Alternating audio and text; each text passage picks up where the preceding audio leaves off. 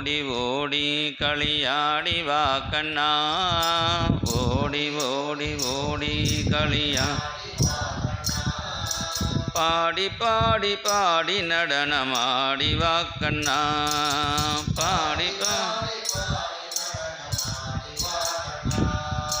രാസലീല ഗോകുല ബാല ഓടി വാ കണ്ണാ, രാസലീല ഗോകുല ബാല വാ കണ്ണാ, രാഗം താനം പല്ലവി പാടി ഓടി വാ കണ്ണാ, രാഗം താനം പല്ലവി പാടി ഓടി വാ കണ്ണാ, ഉണ്ണിക്കണ്ണാ വാ വാ വാ ഊഞ്ഞാലിലാടി കളിക്കാൻ വാ, ഉണ്ണിക്കണ്ണാ വാ ഊഞ്ഞാലിലാടി കളിക്കാൻ, കാത്തു നിൽക്കും കൂട്ടുകാരോടൊപ്പം കാട്ടിൽ ഒളിച്ച് കളിക്കാൻ വാ, കാത്തു നിൽക്കും കാട്ടിൽ ഒളിച്ച് കളിക്കാൻ വാ.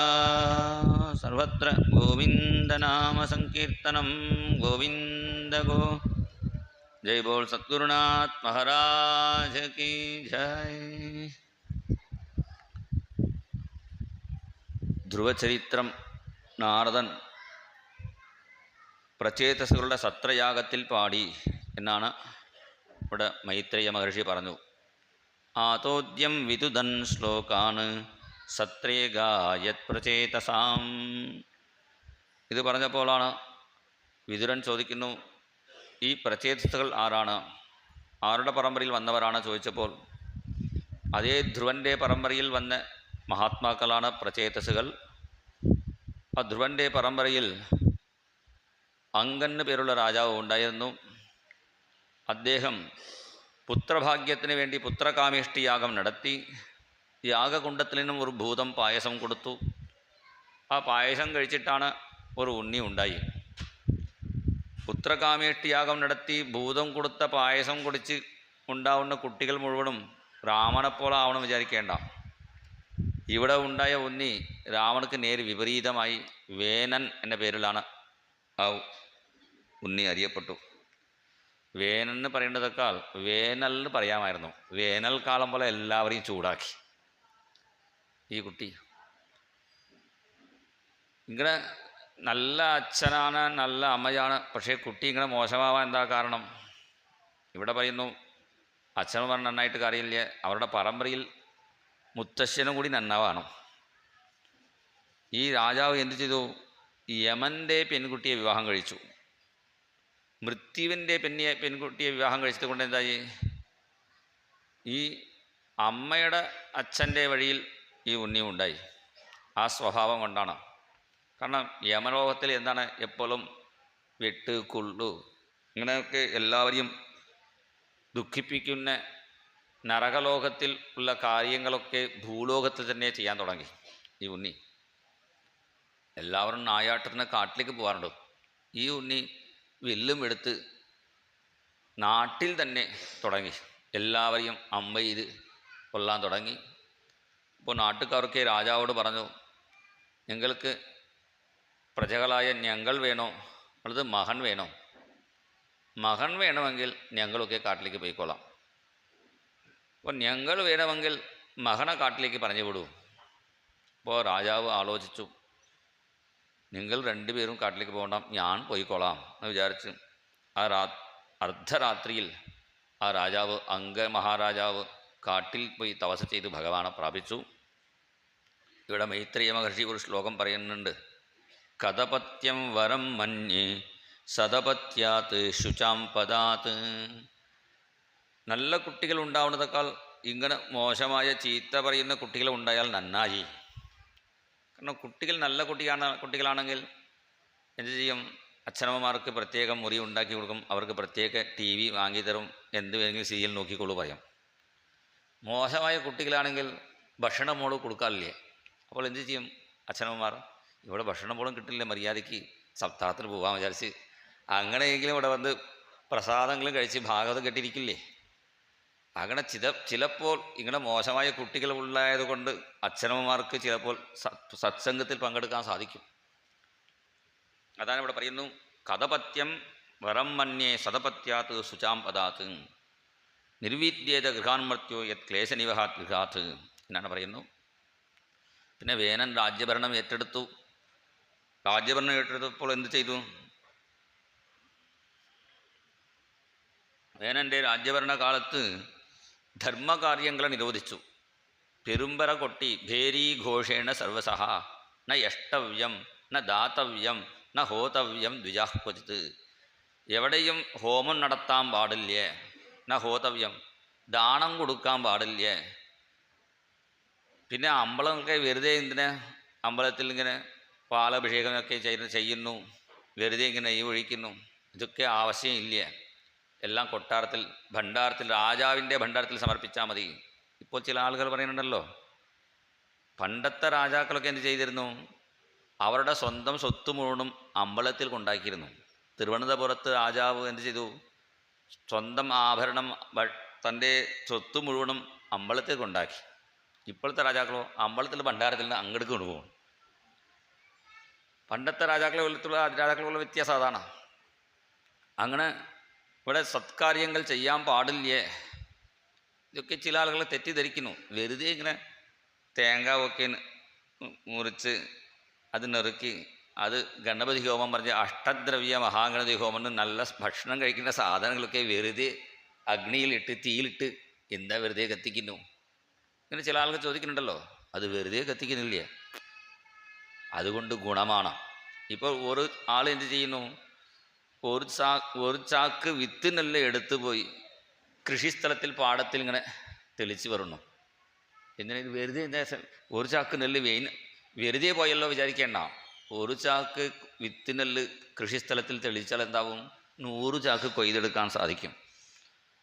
എന്താ അത്ഭുതം ഭഗവാന്റെ സൃഷ്ടിയിൽ. ഒരു നെല്ല് ഇട്ട ആൾക്ക് എത്ര നെല്ലുകളാണ് കിട്ടുന്നു? അതുപോലെയാണ് ഭഗവാനുക്ക് വേണ്ടി എന്ത് സമർപ്പിച്ചാലും അത് തിരികെ 10 മടങ്ങായി നമുക്ക് തന്നെ തിരിച്ചു കിട്ടും. അതിന് നല്ല ഉദാഹരണം ഹനുമാൻ സ്വാമിയാണ്. ഹനുമാൻ സ്വാമിക്ക് എന്ത് സമർപ്പിച്ചാലും, ഇപ്പോൾ വരുന്ന ധനുർമാസത്തിലുള്ള മൂലനക്ഷത്രമാണ് ഹനുമാൻ സ്വാമിയുടെ അവതാരമായിട്ട് തമിഴ്നാട്ടിലൊക്കെ ആഘോഷിക്കുന്നു. ഓരോരോ ദിക്കിൽ ഓരോരോ സമയത്തിലാണ് ആഘോഷിക്കുന്നു. എന്തായാലും തമിഴ്നാട്ടിലൊക്കെ ഇപ്പോൾ വരാൻ പോകുന്ന മൂലനക്ഷത്രത്തിലാണ് ഹനുമാൻ സ്വാമിയുടെ അവതാരം എന്ന് പറയുന്നുണ്ട്. ഹനുമാൻ സ്വാമിയുടെ കയ്യിൽ എന്ത് സമർപ്പിച്ചാലും അദ്ദേഹം തിരിച്ച് 10 കൂടുതലാക്കി തരും. ഇത് രാവണൻ മനസ്സിലാക്കിയിട്ടില്ല അദ്ദേഹത്തിൻ്റെ സ്വഭാവം. രാവണൻ എന്ത് ചെയ്തു? അദ്ദേഹത്തിൻ്റെ വാലിൽ കുറച്ച് തീ വെച്ച് കൊടുത്തു. ഹനുമാൻ എന്താ ചെയ്തു? കൂടുതലാക്കി നീ തന്നെ വെച്ചോളൂ എന്നാൽ അദ്ദേഹത്തിൻ്റെ ലങ്കയിൽ വെച്ച് വന്നു. ഇതൊരു വ്യതിരേക ഉദാഹരണമാണ്. അതുപോലെയാണ് ഭഗവാനുക്ക് എന്ത് സമർപ്പിച്ചാലും നമ്മൾ നല്ലത് ചെയ്താൽ നല്ല ഗുണം കിട്ടും, വേണ്ടാത്ത കാര്യമൊക്കെ ചെയ്താൽ അതുപോലെ തന്നെ ഗുണമുണ്ടാവും. പറഞ്ഞിട്ട് കാര്യമില്ല. ഇവിടെ സത്കർമ്മങ്ങളെ നിരോധിച്ചപ്പോൾ ഋഷീശ്വരന്മാർ പറഞ്ഞു, ഇങ്ങനെ സത്കർമ്മങ്ങൾ ചെയ്ത് നല്ല പുക ഉണ്ടാവും പോലെ മഴ കിട്ടുള്ളൂ. പണ്ടൊക്കെ കേരളത്തിൽ ഗണപതി ഹോമം ഇങ്ങനെ നല്ല പുക ഉണ്ടായിരുന്നു. ഇപ്പോഴൊക്കെ 2 വിരൽ പിടിക്കുന്ന പുകയാണ് കൂടുതൽ. യാത്ര ചെയ്യാൻ പറ്റുന്നില്ലേ കേരളത്തിൽ? പണ്ട് അങ്ങനെ ആയില്ലേ. അങ്ങനെ നല്ല പുക വരുമ്പോൾ ഇങ്ങനെ നമ്മുടെ അന്തരീക്ഷത്തിന് നന്മ കിട്ടുള്ളൂ. പണ്ട് ഓരോരോ വീട്ടിലും ഗണപതി ഹോമം ഉണ്ടായിരുന്നു. പിന്നെ അമ്പലത്തിലെങ്കിലും വേണ്ടേ. അങ്ങനെ ധർമ്മകാര്യങ്ങൾ നിരോധിക്കുമ്പോൾ മഹർഷിമാർ ഉപദേശം കൊടുത്തു. മഹർഷിമാരെ ധിക്കരിക്കാൻ തുടങ്ങിയപ്പോഴാണ് മഹർഷിമാർ ഒരു ഹും എന്ന് പറഞ്ഞു. അടുത്ത ക്ഷണം വീണു മരിച്ചപ്പോൾ രാജാവ് ഇല്ലാതായി. പിന്നെ കൊള്ളക്കാരൊക്കെ വരാൻ തുടങ്ങി. ഈ വേനൻ്റെ രാജ്യഭരണത്ത് വലിയ കൊള്ളക്കാർ വന്നില്ലേ. എന്താ കാരണം? വേനൻ വലിയ കൊള്ളക്കാരനായതുകൊണ്ട് വേറെ ചെറിയ ആളുകൾ വന്നില്ലേ, കള്ളന്മാരൊക്കെ. ഇപ്പോൾ രാജാവ് മരിച്ചപ്പോൾ വീണ്ടും കൊള്ളക്കാരൊക്കെ വരാൻ തുടങ്ങിയപ്പോഴാണ് ഈ മഹർഷിമാരുടെ ഒരു നല്ല ഗുണം വീണ്ടും അവിടെ വന്ന് ആ വേനൻ്റെ ശരീരത്തിൽ നിന്നും തൊടയിൽ നിന്നും കടഞ്ഞെടുത്തു. അവൻ്റെ പാപത്തിൻ്റെ സൃഷ്ടിയായി. അതിൽ കറുത്ത് ഒരാൾ ചെറിയ കൈയും ചെറിയ കാലുമായി വന്ന് എന്തെങ്കിലും സഹായിക്കണോ ചോദിച്ചു. കണ്ടപ്പോൾ തന്നെ മനസ്സിലായി ഇയാൾ ഒന്നും പറ്റുന്ന ആളില്ലേ. ഒരു കാര്യം ഏൽപ്പിക്കണമെങ്കിൽ അതിനെ പറ്റുന്ന ആളുടെ കയ്യിലാണ് ഏൽപ്പിക്കേണ്ടത്. അപ്പോൾ ഇയാൾക്ക് ഒന്നും ചെയ്യാൻ കഴിയില്ലെന്ന് മനസ്സിലാക്കിയ ഋഷീശ്വരന്മാർ നീ കാട്ടിലേക്ക് പോയിക്കോളൂ പറഞ്ഞു. നിഷീരേ ത്യബ്രുവം സ്ഥാതെ, വെറുതെ ഇരുന്നാൽ മതി പറഞ്ഞു വിട്ടു. ആ നിഷീദേനെ പറഞ്ഞത് കൊണ്ടാണ് അവരുടെ പരമ്പരയിൽ വന്നവർക്ക് നിഷാദ ജാതിയായി കാട്ടിൽ ചില ആളുകൾ ഇങ്ങനെ നടക്കുന്നു. പിന്നെ വേനൻ്റെ പുണ്യത്തിൻ്റെ ഫലമായി മഹർഷിമാർ ഒരു സൃഷ്ടി നടത്തി. വേനൻ്റെ വളത്തെ കൈയിൽ നിന്നും പൃഥു എന്ന പേരിലും ഇടത്തെ കൈയിൽ നിന്നും അർച്ചിസ് എന്ന പേരിലും ഭഗവാൻ ദമ്പതിയായി അവിടെ പ്രത്യക്ഷപ്പെട്ടു. മിഥുനമായി അഥതസ്യ പുനർവിപ്രൈഹി അപുത്തസ്യ മഹീപതേഹ ബാഹുഭ്യാം മധ്യമാണാഭ്യാം മിഥുനം സമപദ്യത. ഇപ്പോൾ പറയാറുണ്ടല്ലോ, മരിച്ചുപോയ ആളിൽ നിന്ന് തന്നെ സൃഷ്ടി നടത്താൻ സാധിക്കും, ക്ലോണിംഗ് ഒക്കെ പറയുന്നുണ്ട്. അത് പണ്ടേ നടത്തിയതാണ് ഋഷീശ്വരന്മാർ. ആദ്യം തന്നെ ഒരു സൃഷ്ടി, മരിച്ച ആളുടെ ശരീരത്തിൽ നിന്ന് ഒരു സൃഷ്ടിയാണ് ഭഗവാന്റെ ഒരു അവതാരം. പൃഥു എന്ന പേരിലാണ് അറിയപ്പെടുന്നു. പൃഥുവിൻ്റെ രാജ്യഭരണം കൊണ്ടാണ് ഈ ഭൂമിക്ക് പോലും പൃഥ്വി എന്ന് പേര് വരാൻ കാരണം. പൃഥു മഹാരാജാവിനെ എല്ലാം സ്തുതിക്കാൻ വന്നപ്പോൾ പൃഥു മഹാരാജാവ് പറഞ്ഞു, എന്നെ സ്തുതിക്കേണ്ട, എല്ലാവരും നാരായണനെ പാടിക്കോളൂ. നാരായണ നാരായണ ജയ ജയ ഗോവിന്ദ ഹരേ, നാരായണ നാരായണ ജയ ജയ ഗോപാല ഹരേ, നാരായണ നാരായണ ജയ ജയ ഗോവിന്ദ ഹരേ, നാരായണ നാരായണ ജയ ജയ ഗോപാല ഹരേ, നാരായണ നാരായണ ജയ ജയ ഗോവിന്ദ ഹരേ, നാരായണ നാരായണ ജയ ജയ, നാരായണ നാരായണ ജയ ജയ ഗോപാല ഹരേ, നാരായണ നാരായണ ജയ ജയ ഗോപാല ഹരേ, ഗോവിന്ദ ഹരേ ജയ ജയ ഗോപാല ഹരേ, ഗോവിന്ദ ഹരേ ജയ ഗോവിന്ദ ഹരേ ജയ ജയ ഗോപാല ഹരേ, ഗോവിന്ദ ഹരേ ജയ ജയ ഗോപാല ഹരേ, ജയ ജയ ഗോപാല ഹരേ, ജയ ജയ ഗോപാല ഹരേ. അങ്ങനെ നാരായണനെ പാടിക്കൊള്ളൂ. സത്യുത്തമ ശ്ലോക ഗുണാനുവാദേ ജുഗുപ്സിതം ന സ്തവയന്തി സഭ്യാഹ എന്നൊക്കെ അദ്ദേഹം പറഞ്ഞു. പിന്നെ ജനങ്ങൾക്ക് ഭക്ഷണമില്ലേനും മനസ്സിലാക്കിയ അദ്ദേഹം ഭൂമിദേവിയെ ശിക്ഷിക്കാൻ പുറപ്പെട്ടപ്പോൾ ഭൂമിദേവി ഒരു പശുവിൻ്റെ രൂപം സ്വീകരിച്ചു പോയി. അപ്പോൾ ഭൂമിയിൽ നിന്നും, പശുരൂപത്തിലുള്ള ഭൂമിദേവിയിൽ നിന്നും ജനങ്ങൾക്ക് എന്തൊക്കെ ആവശ്യമാണോ അതൊക്കെ പാളുപോലെ കറന്നു കൊടുത്തു അദ്ദേഹം. പിന്നെ അശ്വമേധയാഗം നടത്തി. 100 അശ്വമേധയാഗം 99 കഴിഞ്ഞു. 100ാമത്തെ തുടങ്ങുമ്പോൾ ഇന്ദ്രൻ ഇടയ്ക്ക് വന്ന് ഇങ്ങനെ അതിനെ ബുദ്ധിമുട്ടിച്ചു. അപ്പോൾ ഇന്ദ്രനെ കൊല്ലാൻ വേണ്ടി പുറപ്പെട്ടപ്പോൾ ഋഷീശ്വരന്മാർ എന്തു ചെയ്തു?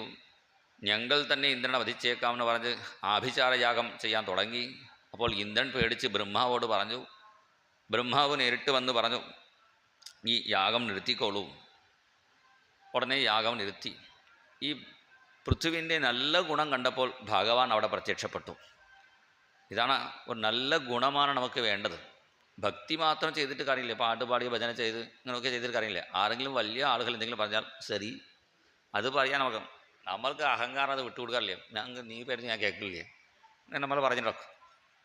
അങ്ങനെ ഇല്ലാതെ വലിയ ആളുകൾ എന്തെങ്കിലും കാര്യം പറഞ്ഞാൽ ഓക്കെ. വലിയ ആളുകൾ വേണ്ട. വീട്ടിലെല്ലാം ഭാര്യ പറഞ്ഞാൽ ഭർത്താവ് ചിലപ്പോൾ ഓക്കെ പറയേണ്ടി വരും, ചിലപ്പോൾ ഭർത്താവ് പറഞ്ഞാൽ ഭാര്യ ഓക്കെ പറയണം. അങ്ങനെ അയാളെ ശരിയായി കൊള്ളു. അങ്ങനെ ചെറിയ കുട്ടികൾ പറഞ്ഞാലും അതിൽ നല്ലത് ഉണ്ടെങ്കിൽ അത് എടുക്കാം. ചെറിയ കുട്ടികൾ പഠിക്കുന്ന സമയത്ത് നമ്മൾ വിഡ്ഢിപ്പെട്ടി നോക്കിയിരിക്കുമ്പോൾ കുട്ടികൾ പറയും, അമ്മേ അത് നിർത്തിക്കൊള്ളു, വിഡ്ഢിപ്പെട്ടി എനിക്ക് ബുദ്ധിമുട്ടാവുന്നു. അല്ല നീ അവിടെ പഠിച്ചോളൂ, ഞാൻ നോക്കിക്കോളാം. അങ്ങനെ പറയാൻ പാടില്ല. അപ്പോൾ നമ്മൾ നിർത്തണം. അപ്പോൾ യുക്തിയുക്തം വചോഗ്രാഹ്യം ബാലാദപി ശുകാദപി. ഒരു കിളി പറഞ്ഞാലും ഒരു കുട്ടികൾ പറഞ്ഞാലും അതിൽ നല്ലത് ഉണ്ടെങ്കിൽ അത് നമുക്ക് സ്വീകരിക്കണം. അപ്പോൾ ഇവിടെ ബ്രഹ്മാവ് വന്ന് നിർത്തിക്കോളൂ പറഞ്ഞപ്പോൾ നിർത്തി യാഗം. അപ്പോൾ ഭഗവാൻ ദർശനം കൊടുത്തു.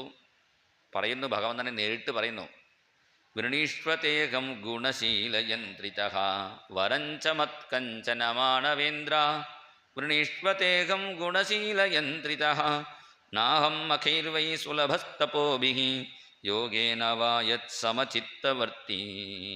എൻ്റെ ഗുണം കൊണ്ട് ഞാൻ സന്തോഷിക്കുന്നു, എന്താണ് വരം വേണം?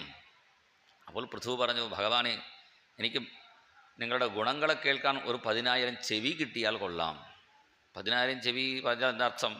എവിടെ ചെന്നാലും സപ്താഹം സത്സംഗം നടക്കുന്നുണ്ട്, അവിടെയൊക്കെ പോകാൻ എനിക്ക് പറ്റുന്നില്ല. രാജാവായതുകൊണ്ട് സമയമൊന്നും ഇല്ല. അപ്പോൾ എന്ത് ചെയ്യും? ചെവിക്ക് മാത്രം കേൾക്കാൻ ശക്തി ഉണ്ടെങ്കിൽ ഇവിടെ നിന്ന് അത് കേൾക്കാനുള്ള ശക്തി തരണേ. പണ്ടൊക്കെ ഇങ്ങനെ യൂട്യൂബൊക്കെ ഇല്ലാത്ത കാലം. ഇപ്പോൾ യൂട്യൂബിൽ ഏത് ആചാര്യം വരുന്നത് ഇട്ടാൽ മതി, കിട്ടും. അപ്പോൾ എവിടെ ആചാര്യനൊക്കെ സപ്താഹം വരണ്ടോ അതൊക്കെ കേൾക്കാൻ ഇവിടെ തന്നെ ഇരുന്ന് കേൾക്കാനുള്ള ശക്തി തരണേന്ന് പ്രാർത്ഥിക്കുന്നു. പിന്നെ എന്നോട് വരം വേണോ ചോദിക്കേണ്ട, എനിക്ക് എന്താണ് നല്ലത് അത് സ്വയം ചെയ്തോളൂ. യഥാചരേത് ബാലഹിതം പിതാ സ്വയം തഥാ ത്വമേവാർഹസി ന സമീഹിതും. ഇങ്ങനെ പറഞ്ഞപ്പോൾ ഭഗവാൻ ഭക്തിരസ്തുതേ, നിനക്ക് ഭക്തി ഉണ്ടാവട്ടെ എന്ന് ഭഗവാൻ അനുഗ്രഹിച്ചു. സത്സംഗം ഉണ്ടാവും എന്ന് കൂടി അനുഗ്രഹിച്ചു. അതേപോലെ പൃഥുവിൻ്റെ യാഗശാലയിൽ അവിടെ മഹാത്മാക്കൾ വരുന്നുണ്ട്. അതിനു മുമ്പ് പൃഥു തന്നെ തൻ്റെ പ്രജകൾക്ക് ഉപദേശം ചെയ്യുന്നു. അസ്ഥി യജ്ഞപതി, രാജാവ് പറഞ്ഞാൽ ജനങ്ങൾക്ക് വേണ്ട എല്ലാ സൗകര്യവും ഭൗതിക സുഖം മാത്രം കൊടുത്താൽ പോരാ. അപ്പോൾ നമുക്ക് നല്ല റോഡും പിന്നെ വൈദ്യുതി ശക്തിയും പിന്നെ കുടിക്കാൻ വെള്ളവും ഇതൊക്കെ രാജാംഗത്തിൽ ചെയ്യുന്നുണ്ട്. അതിന് ടാക്സൊക്കെ മേടിക്കുന്നുണ്ട്. ഇങ്ങനെ ഭൗതിക സുഖം കൊടുക്കുന്നത് എന്താ കാരണം? സുഖമായിട്ട് ജീവിക്കണം. എല്ലാവരും സുഖമായിട്ട് ജീവിക്കാൻ വേണ്ടിയാണ് നല്ല റോഡ്, വൈദ്യുതി ശക്തി ഇതൊക്കെ ചെയ്യുന്നുണ്ട്, ബസ്, ട്രാൻസ്പോർട്ട്. എന്നിട്ടും എല്ലാവർക്കും സുഖമാണോ ചോദിച്ചാൽ ഇല്ല. ഇതാ കാരണം, മനസ്സമാധാനം വേണ്ടേ? അതിന് കുറച്ച് സത്സംഗവും കൂടി രാജാക്കൾ നടത്തണം. രാജാക്കളുടെ രീതിയിൽ അവരുടെ ചെലവ് കൊണ്ട് അവർ ഇതുപോലെ സത്സംഗമൊക്കെ നടത്തണം എന്നാണ് ഇവിടെ പൃഥു മഹാരാജാവ് പറയുന്നു. അസ്ഥി യജ്ഞപതി, അങ്ങനെ നമ്മളെ വേണ്ട വിധത്തിൽ അനുഗ്രഹിക്കാനും ശിക്ഷിക്കാനും ഒരാളും ഉണ്ട് നമ്മുടെ മുകളിൽ. അത് എങ്ങനെ മനസ്സിലാവും? നമ്മളായിട്ട് സ്വയം തീരുമാനം എടുക്കാൻ പറ്റില്ല. ഏത് കുടുംബത്തിൽ ജനിക്കണം, ഏത് കളറിൽ ജനിക്കണം, ഏത് നാട്ടിലാണ് ജനിക്കണം, അങ്ങനെ നമുക്ക് സ്വയം തീരുമാനം എടുക്കാൻ വയ്യ. അങ്ങനെ തീരുമാനം എടുക്കാൻ പറ്റിയാൽ സൗകര്യമായി. ജനിക്കുന്ന കുട്ടികൾ മുഴുവനും ടാറ്റാ ബിർള വീട്ടിലെയും അംബാനി വീട്ടിൽ മാത്രമേ ജനിക്കുള്ളൂ. ഏത് വീട്ടിൽ ജനിക്കണം നമുക്ക് സ്വയം തീരുമാനം എടുക്കാൻ പറ്റിയാൽ സൗകര്യമായി. പിന്നെ ഏത് കളറിലാണ് ജനിക്കണം പറഞ്ഞാൽ എല്ലാം വെളുത്ത കളറിൽ ജനിക്കും. പിന്നെ ഫെയർ ആൻഡ് ലവ്ലിയുടെ ആവശ്യം തന്നെ ഇല്ല. ഇപ്പോൾ ഏത് കളറിൽ ജനിക്കണം, ഏത് നാട്ടിൽ ജനിക്കണം, ഏത് അച്ഛന്മാർക്ക് ജനിക്കണം, ഇതൊക്കെ നമ്മുടെ സ്വന്തം കയ്യിലില്ലേ. അവരുടെ കർമ്മം അനുസരിച്ച് അവിടെ ഓരോ സ്ഥലത്തിലും ജനിപ്പിക്കുന്ന ഒരാളുണ്ട്. അപ്പം നമ്മുടെ കർമ്മഫലദാതാവായ ഒരു ഭഗവാനുണ്ട്. ആ ഭഗവാനെ ഭജിക്കൂ എന്നാണ് പൃഥു ഉപദേശിക്കുമ്പോൾ അവിടെ സനകാദി യോഗീശ്വരന്മാർ വരുന്നു, നാമം ജപിച്ച് വരണു. ശ്രീകൃഷ്ണശരണം മമ ശ്രീഹരിശരണം മമ ശ്രീകൃഷ്ണശരണം മമ ശ്രീഹരിശരണം മമ ശ്രീകൃഷ്ണശരണം മമ ശ്രീഹരിശരണം മമ.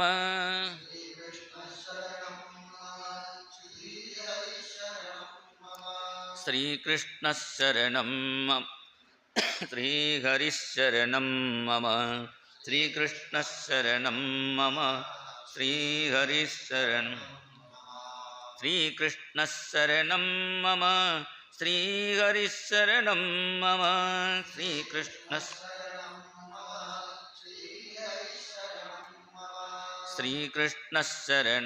മമ ശ്രീഹരിശരണം മമ.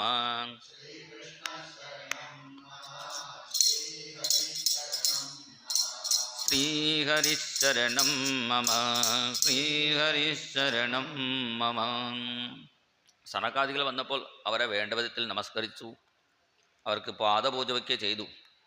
മഹാത്മാക്കൾ വരുമ്പോൾ അവരുടെ കാല് കഴുകി, അവരുടെ കാല് കഴുകിയ വെള്ളം ഏത് വീട്ടിലാണ് ഓടുന്നുവോ അതാണ് ശരിക്കും ഭവനമായിട്ട് മാറുള്ളൂ. സംസ്കൃതത്തിൽ വീടിൻ്റെ പേരാണ് ഭവനം. എപ്പോൾ ഭവനമാവും? ആരെങ്കിലും മഹാത്മാക്കൾ വീട്ടിൽ വന്നാൽ അത് ഭവനമാവും. മഹാത്മാക്കൾ വന്നില്ലെങ്കിൽ ഭാവം മാറ്റിയാൽ മതി, പിന്നെ എന്താ വനമായി തീരും. ഭകാരഹ തത്ര ലുപ്യതേ. നമ്മുടെ വീട് ഭവനമാവണമെങ്കിൽ നല്ല മഹാത്മാക്കളെ വിളിച്ചു വരുത്തി അവർക്ക് സത്കർമ്മം, അവരെ സത്കരിക്കണം എന്നാണ് ഇവിടെ പൃഥു ഭഗവാൻ പറയുന്നു. പിന്നെ സനകാദികളുടെ ഉപദേശമൊക്കെ സ്വീകരിച്ച് പിന്നെ കുറച്ചു കാലം രാജ്യഭരണം നടത്തിയ പൃഥു മഹാരാജാവ് തൻ്റെ പുത്രന്മാരുടെ കയ്യിൽ രാജ്യം ഏൽപ്പിച്ച് ഇവിടെ പറയുന്നു, തൻ്റെ പെൺകുട്ടിയെ പുത്രന്മാരുടെ കയ്യിൽ ഏൽപ്പിച്ചു. ആത്മജേഷു ആത്മജാം യസ്യ വിരഹാത് രുദതീമിവ. സ്വന്തം കുട്ടിയെ പോലെയാണ് ഭൂമിയെ പരിപാലിച്ചു. നമ്മളും അങ്ങനെ ചെയ്യണം.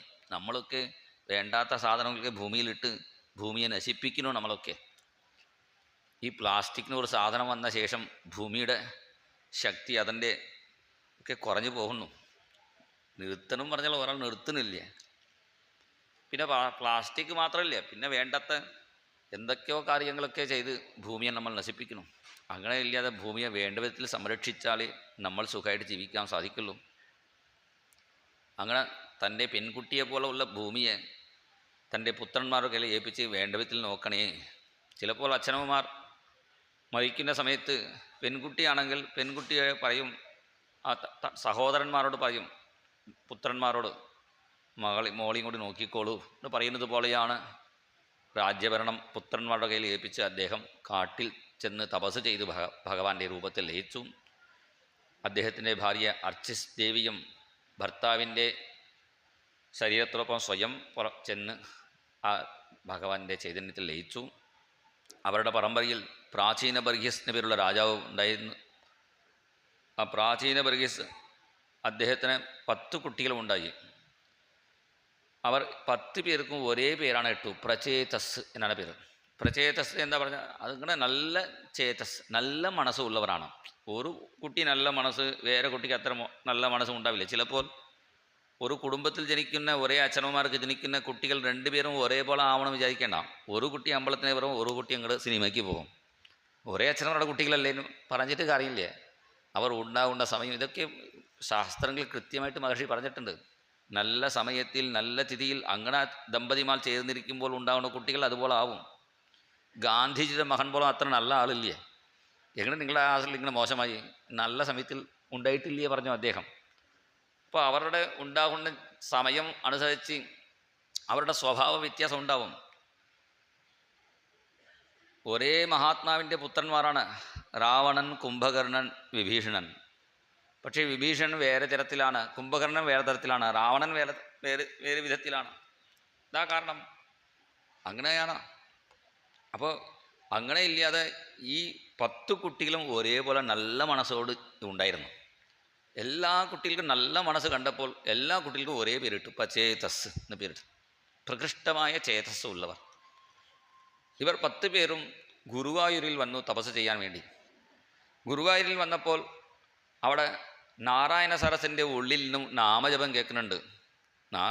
ബോലോ നാരായണ ജയ് ജയ് വിഠല, ബോലോ നാരായണ ജയ് ജയ് വിഠല, ബോലോ നാരായണ ജയ് ജയ് വിഠല, ബോലോ നാരായണ ജയ് ജയ് വിഠല, ലക്ഷ്മീ നാരായണ രംഗ രംഗ വിഠല,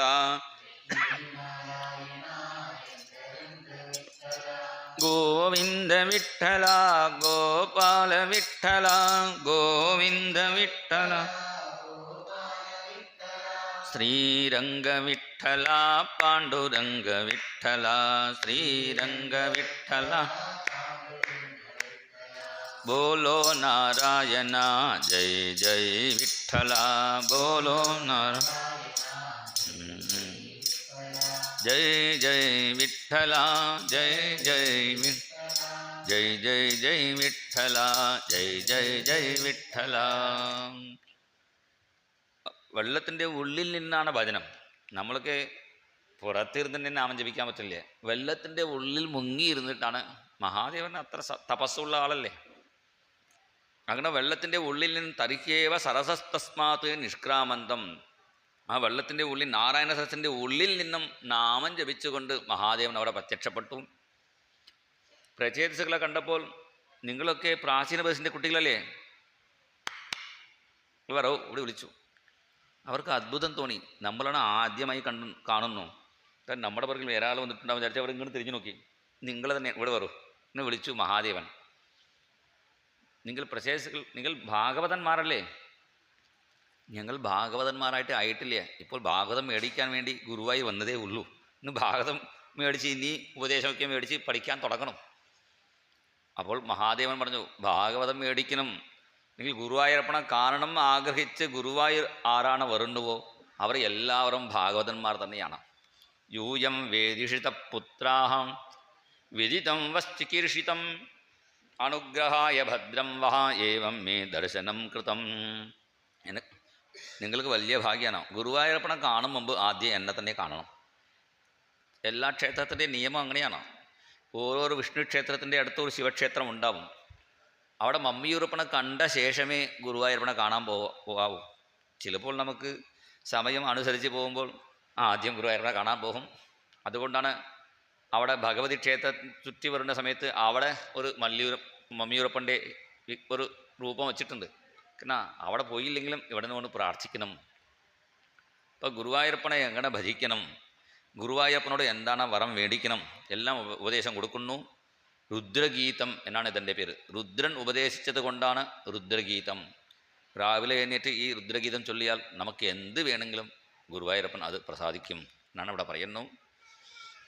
ആ രുദ്രഗീതത്തിൽ എന്താണ് പ്രാർത്ഥന പറഞ്ഞു കൊടുക്കുന്നു. ഇവിടെ മഹാദേവൻ പറഞ്ഞു കൊടുക്കുന്നു, ക്ഷണാർത്ഥേനാപി തുലയേന സ്വർഗം ന പുനർഭവം ഭഗവത് സംഗീസംഗസ്യ മർത്യാനാം കിമുതാശിഷ.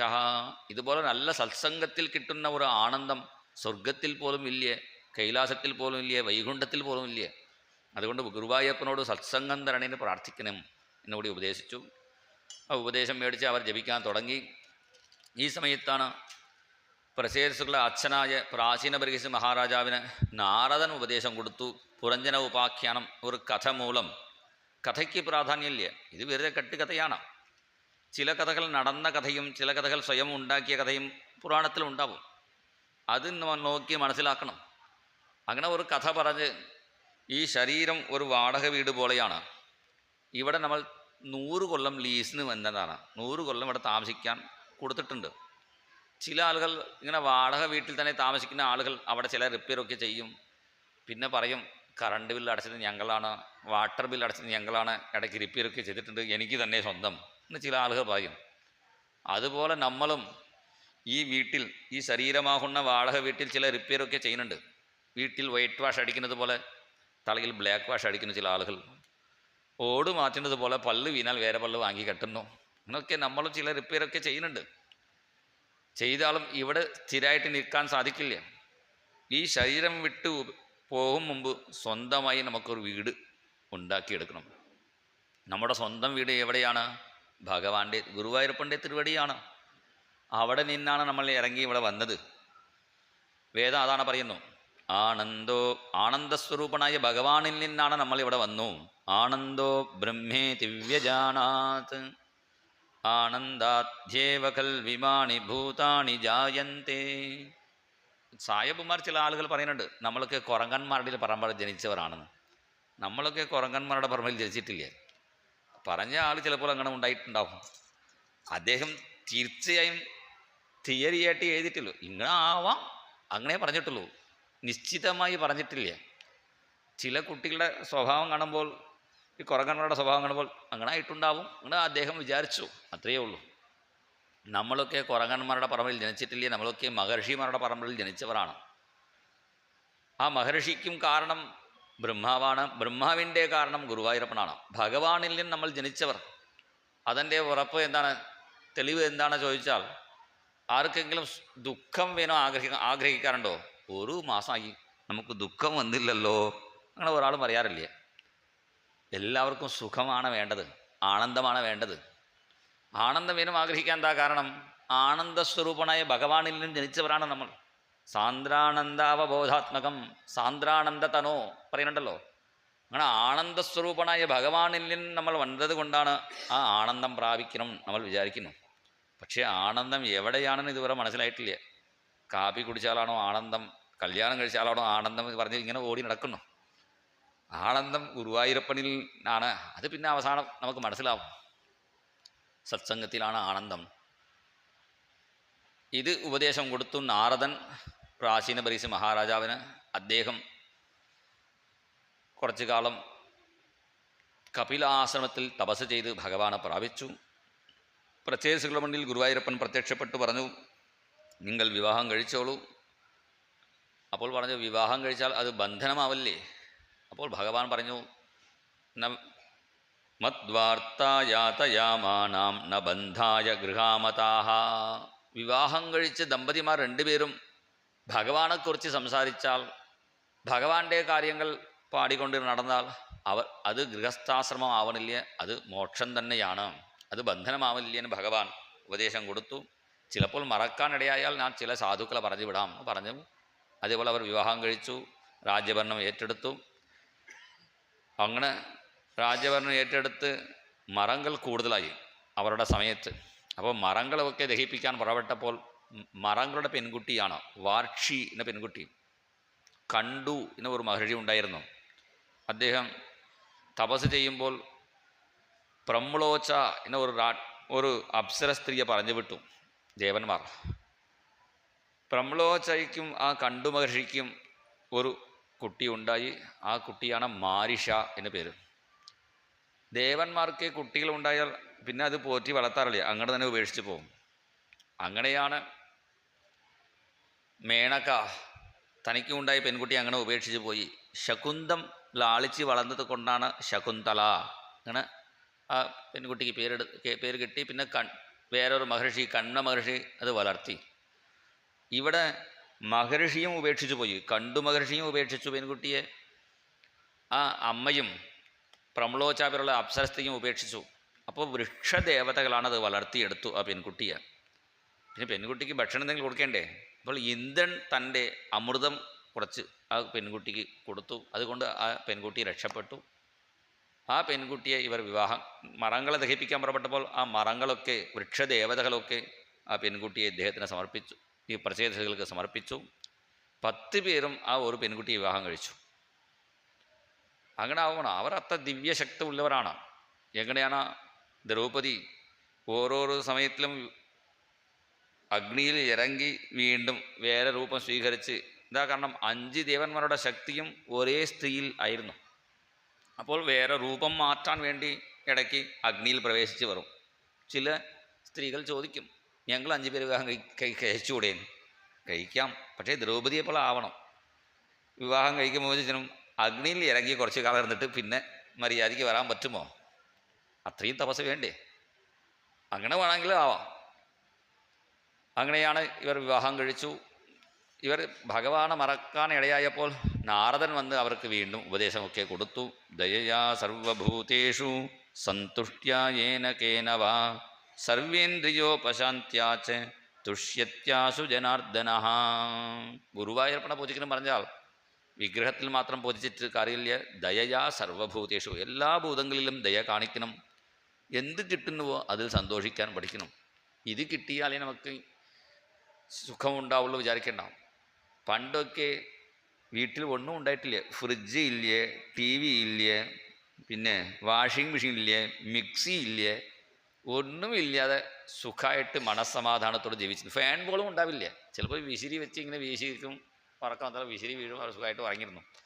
ഇപ്പോൾ എന്താ, ബെഡൊക്കെ ഉണ്ട്, ഫാനുണ്ട്, എ സി ഉണ്ട്, പിന്നെ കൊതുകുത്തിരിയൊക്കെ വെച്ചിട്ടുണ്ട്, ഗുഡ് നൈറ്റ്, എന്തും ഉണ്ടായിട്ടും പിന്നെ ഉറക്കം മാത്രം ഉണ്ടായിട്ടില്ല.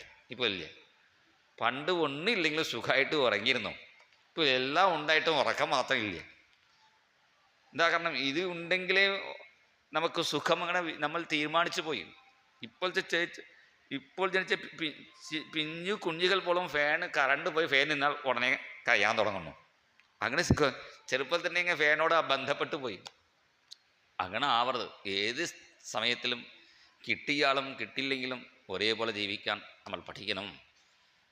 പിന്നെ പറയുന്നുണ്ട് ഏകാദശസ്കന്ധത്തിൽ, സമുദ്രം എങ്ങനെയാണോ മഴക്കാലത്ത് നദികളിൽ കൂടുതൽ വെള്ളം വരുമ്പോഴും അതൊന്നും വലുതാവില്ല. വേനൽക്കാലത്ത് നദിയിൽ വെള്ളമില്ലെങ്കിലും സമുദ്രം ശുഷ്കിച്ച് പോവില്ലേ? അത് ഒരേപോലെയാണ്. എങ്ങനെയാണോ അതേപോലെ സമൃദ്ധകാമോ ഹീനോവ നാരായണ പരോമണിഹി നോത്സർപ്പേത നശുഷ്യേത സരിദ്ഭിരിവ സാഗര എന്നാണ് ഉപദേശിക്കുന്നു. അത് ഇവിടെ നാരദൻ ഉപദേശം കൊടുത്തു. ഇതോടെ നാലാമത്തെ സ്കന്ധം സമർപ്പിക്കുന്നു. വിതുരൻ മൈത്രേയനോട് വിടപെറ്റ് എനിക്കിത് മതി എന്ന് പറഞ്ഞ് അദ്ദേഹം പുറപ്പെട്ടു. പിന്നെ 5ാമത്തെ സ്കന്ധത്തിൽ മനുവിൻ്റെ ജ്യേഷ്ഠപുത്രനായ പ്രിയവ്രതൻ്റെ ചരിത്രം ആരംഭിക്കുന്നു. പ്രിയവ്രതൻ ആദ്യം സന്യസിക്കാൻ പുറപ്പെട്ടപ്പോൾ അദ്ദേഹത്തിൻ്റെ അച്ഛൻ ബ്രഹ്മാവോട് പറഞ്ഞു, അപ്പോൾ ബ്രഹ്മാവ് വന്ന് ഉപദേശിച്ചു, നമ്മ മനസ്സ് നിയന്ത്രണമാണ് പ്രധാനം. മനസ്സ് നിയന്ത്രണമുള്ളവർ കുടുംബജീവിതത്തിലായാലും ഒരു കുഴപ്പം ഉണ്ടാവില്ല. മനോനിയന്ത്രണം വിട്ടവർ കാട്ടിൽ പോയാലും അവർ ബുദ്ധിമുട്ടും. ഇപ്പോൾ വേണ്ടത് മനോനിയന്ത്രണമാണ്. അതിന് എളുപ്പവഴി ഭഗവാനെ ഭജിക്കണം, ഭഗവാന്റെ നാമങ്ങൾ ജപിക്കണം. ത്വന്തബ്ജനാഭംഘ്രി സരോജകോശ ദുർഗാശ്രിതോ നിർജിത ഷട്സപത്ന ഭുങ്ക്ഷ്വേഹ ഭോഗാൻ പുരുഷാതിദിഷ്ടാൻ വിമുക്തസംഗ പ്രകൃതിം ഭജസ്വ. ഇത് ഉപദേശിച്ചപ്പോൾ ശരി പറഞ്ഞ് അദ്ദേഹം വിവാഹം കഴിച്ചു. കുട്ടികളൊക്കെ ഉണ്ടായ ശേഷം വീണ്ടും കാട്ടിൽ പോയി ഭഗവാനെ പ്രാപിച്ചു. അദ്ദേഹത്തിൻ്റെ പുത്രൻ ആഗ്നീധ്രൻ എന്ന പേര്. അദ്ദേഹവും തപസ് ചെയ്യാൻ പുറപ്പെട്ടപ്പോൾ ബ്രഹ്മാവ് ഇവിടെ നേരിട്ട് വന്നില്ല. സ്വന്തം മുന്നിൽ നൃത്തം വയ്ക്കുന്ന അപ്സര സ്ത്രീയെ പറഞ്ഞു വിട്ടു. സയസികായന്തീം അപ്സരസം അഭിയാപയാമാസ. അച്ഛൻ തപസ് ചെയ്യുമ്പോൾ ബ്രഹ്മാവ് നേരിട്ട് വന്ന് ഉപദേശിക്കുന്നു. മകൻ തപസ് ചെയ്യുമ്പോൾ ബ്രഹ്മാവ് നേരിട്ട് വന്നില്ല. എന്താ കാരണം? അച്ഛൻ തപസ്സിന് പോകുമ്പോൾ ഒരു ഗുരുനാഥനെ ആശ്രയിച്ച് തന്നു. മകൻ ഗുരു ഇല്ലാതെ പോയി. അങ്ങനെ ഗുരു ഇല്ലാതെ തപസ്സിന് പോകുന്നവരൊക്കെ ഇങ്ങനെ ബന്ധനത്തിൽ പെടും. അതാണ് ഇവിടെ കാണിച്ചു തരണു. ഈ പൂർവ്വചിത്തി ഡാൻസ് കണ്ടപ്പോൾ പിന്നെ പൂർവ്വചിത്തിയെ വിവാഹം കഴിച്ചു. ഇടയ്ക്ക് ഒരു ഡാൻസ് നോക്കിയത് കൊണ്ടാണ് ഇയാളിങ്ങനെ ആയി പറഞ്ഞാൽ. നമ്മളൊക്കെ ടി വിയിൽ എത്ര ഡാൻസാണ് നോക്കുന്നു. ഇപ്പം നമ്മുടെ കാര്യം കൊണ്ട് പറയേണ്ട ആവശ്യമില്ല. ഈഷത് വികചയ്യ വിചഷ്ട.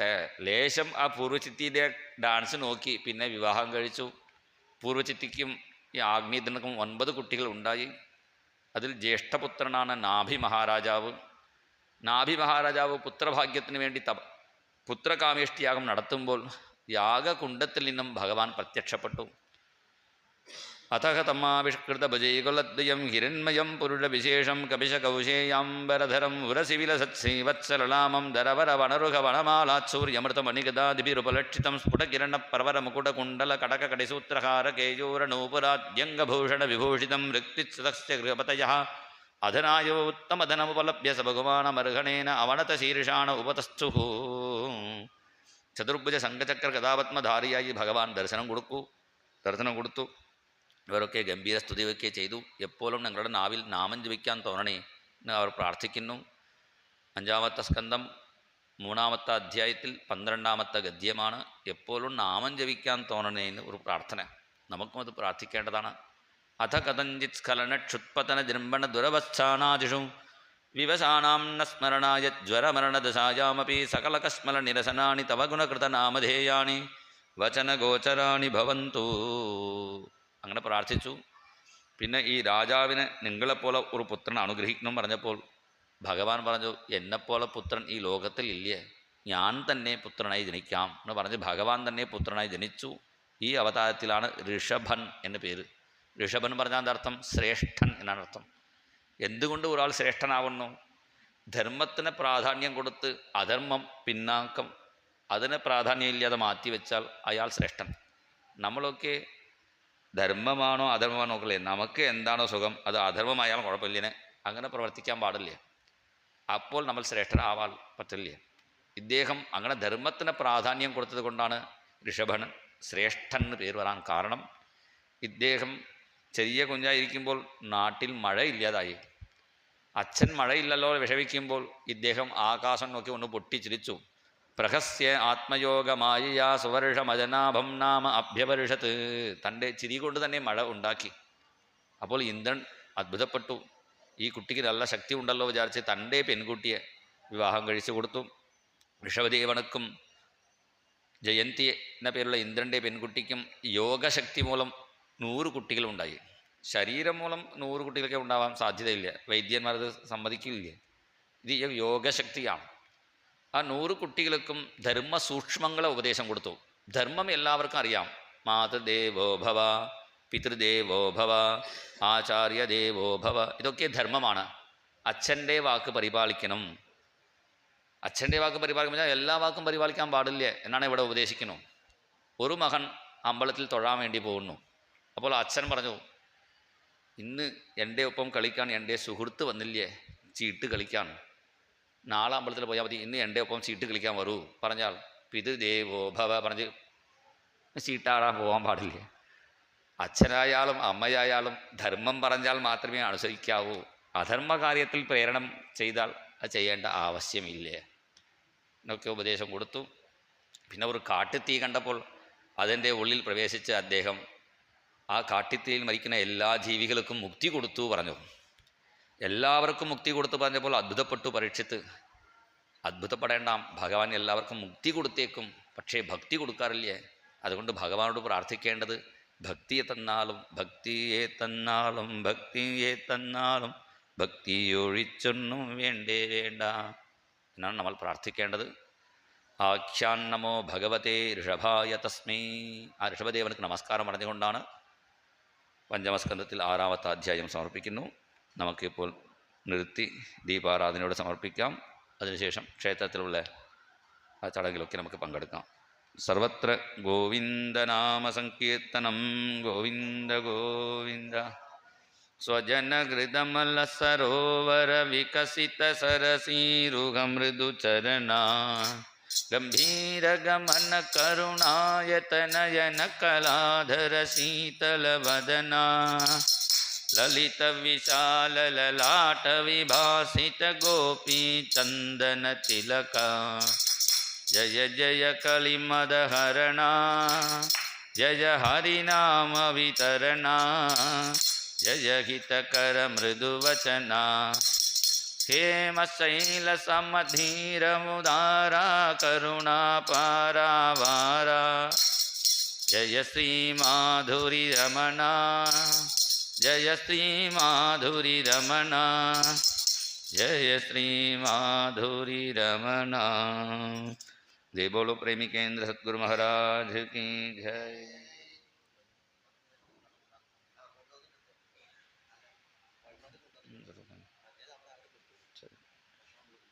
ഇപ്പോൾ ദീപാരാധനയോട് നമുക്ക് സമർപ്പിക്കാം. ജയ ജഗദീശ ഹരേ കൃഷ്ണ ജയ ജഗദീശ ഹരേ ജയ ഗുരുമാരുത മന്ദിരനാഥ ജയ ജഗദീശ ഹരേ കൃഷ്ണ ജയ ജഗദീശ ഹരേ. ജയ ജയ ഭാഗവത ദേവാ ജയ ജയ ഭാഗവത ജയ ജയ രാധാ കൃഷ്ണ സ്വരൂപ ജയ ജയ ഭാഗവത ദേവാ ജയ ജയ ഭാഗവത. രാധാരമണ മുകുന്ദ മുരാരി ശരണം മേ തവ ചരണയുഗം ഗുരുപവനപുരേശ രാധാ കൃഷ്ണ ശരണം മേ തവ ചരണയുഗം ഹരി മേ തവ ചരണയുഗം. ദേവി മഹേശ്വരി പാർവതി ശങ്കരി ശരണം മേ തവ ചരണയുഗം. സാംബ സദാശിവ ശംഭോ ശങ്കര ശരണം മേ തവ ചരണയുഗം. ശംഭോ ശരണം മേ തവ ചരണയുഗം. ഹരിഹരപുത്രാശ്രിതവത്സല ശരണം മേ തവ ചരണയുഗം. നന്ദകുമാരാ നവനിതചോര ശരണം മേ തവ ചരണയുഗം. ഹരിശരണം മേ തവ ചരണയുഗം. ഹരിശരണം മേ തവ ചരണയുഗം. സർവത്ര ഗോവിന്ദനാമസങ്കീർത്തനം ഗോവിന്ദ ഗോ. സ്വസ്തി പ്രജാഭ്യഃ പരിപാലയന്താം ന്യായേന മാർഗേണ മഹീം മഹീഷാഃ. ഗോബ്രാഹ്മണേഭ്യഃ ശുഭമസ്തു നിത്യം. ലോകാഃ സമസ്താഃ സുഖിനോ ഭവന്തു.